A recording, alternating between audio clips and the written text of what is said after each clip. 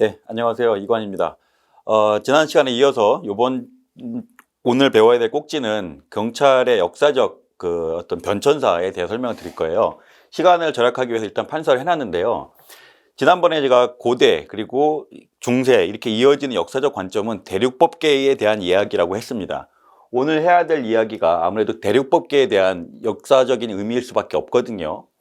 일단은 처음에 고대하고 중세 때는 행정이라고 하는 것이 국가에서 이루어지는 전반적인 활동을 다 의미를 했습니다. 행정 자체에는 우리 두 가지로 나눌 수가 있어요. 사회 목적적인 행정이 하나 있고요. 그 다음에 국가 목적적인 행정이 하나 있습니다.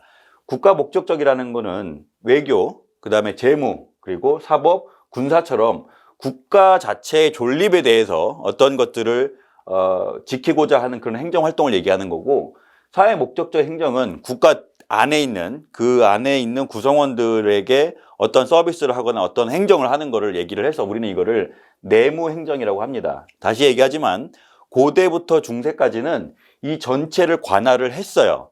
그러다가 절대국가, 특히 이제 그 절대군주국가, 그걸 우리는 경찰국가라고 얘기하는데, 경찰국가가 들어서면서요, 국가 목적적 행위는 제외를 합니다. 그래서 이때부터는 경찰 국가에서는 사회 목적적인 행정만을 경찰이라는 의미로 사용을 했어요. 그러니까 내무행정을 경찰이라고 본 거죠.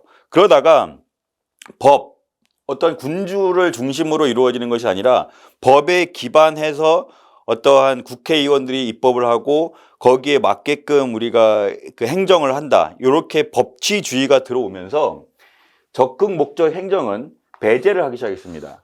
예를 들어서 이제 복지라든지, 이게 전반적인 예인데 나중에 설명드리겠지만 1882년도에 독일의 크로이츠베르크 판결이 이거를 정확히 활용 점정으로 찍었어요.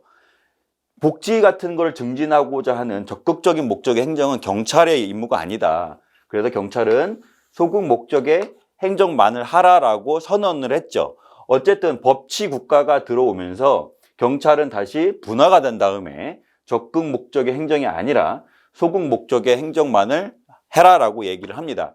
근데 소극 목적의 행정에는 보안경찰과 협의의 행정경찰이라는 게 있어요.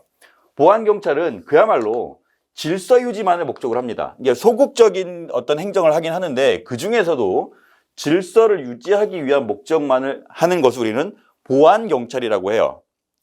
그리고 협의의 행정경찰은 건축, 위생, 산림, 영업 이런 질서 유지만을 목적으로 하는 것이 아니라 어떠한 그 사회 전반적인 안전 이런 것들도 같이 추구를 합니다. 이게 분화가 된 거는 2차 세계대전 이후로 분화가 되기 시작해요. 이 역사적인 맥락을 좀 알고 계시면 될 것 같아요. 그래서 지금의 시대에서 우리가 경찰이라고 얘기를 하면은 결국은 보안경찰을 이야기를 하는 것이고요.